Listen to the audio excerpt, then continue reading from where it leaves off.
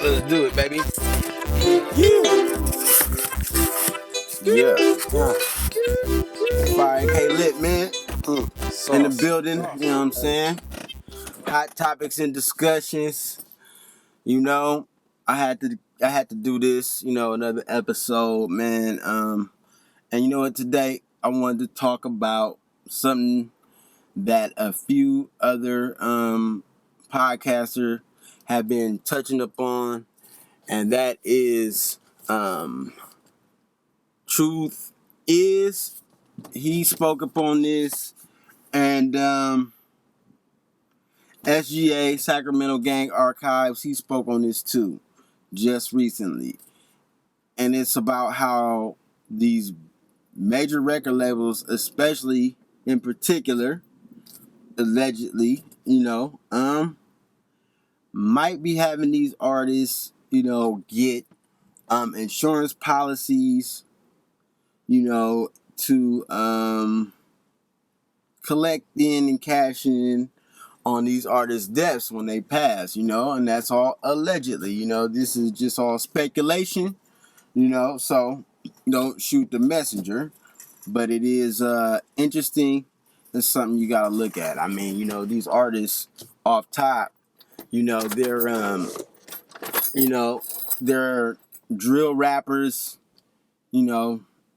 gangster rappers, and chances are that they get caught up by the streets, are real high, because the type of lifestyle, that they live, and these record companies, they know that, these record labels, they know that, and so chances are, it might be a year or two, either, you're gonna get killed or overdose off some drugs or something, and that's what it's almost seemed like, that's almost what they want to happen, what I'm saying?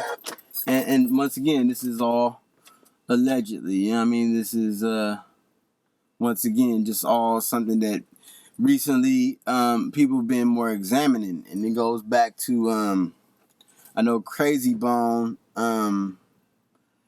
he had a podcast too where he kind of touched upon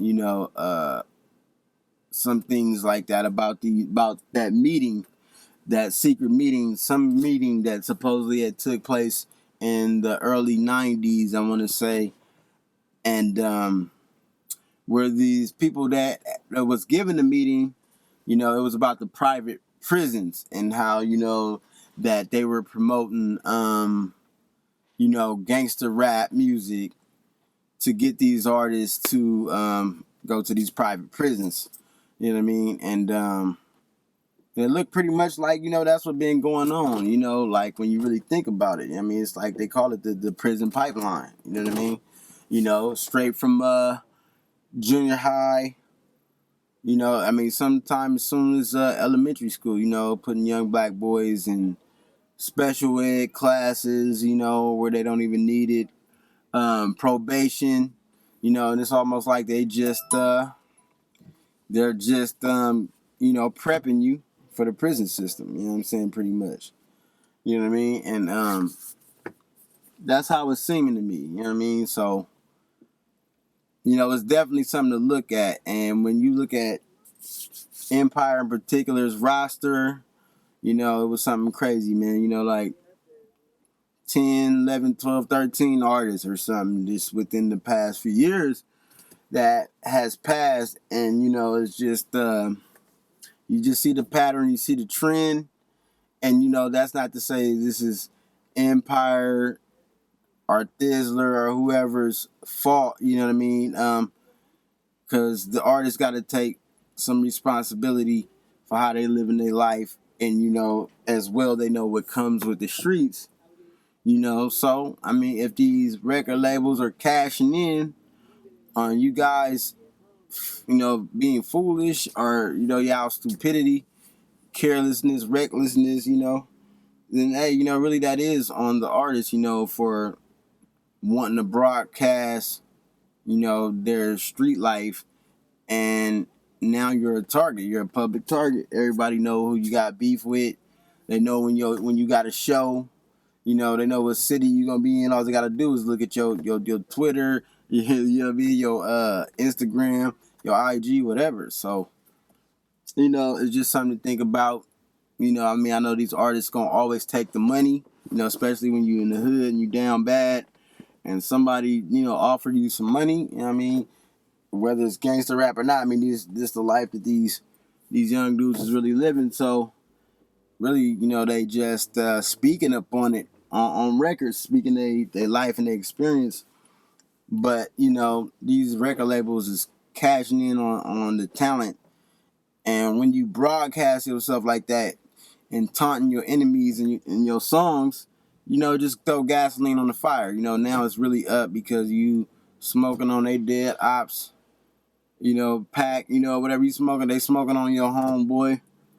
They didn't turn your homeboy into a pack or whatever, and now they taunting you on the internet. You know what I mean? So, hey, that's gonna piss your ops the hell off, and now they're gonna really be going out their way to kill you.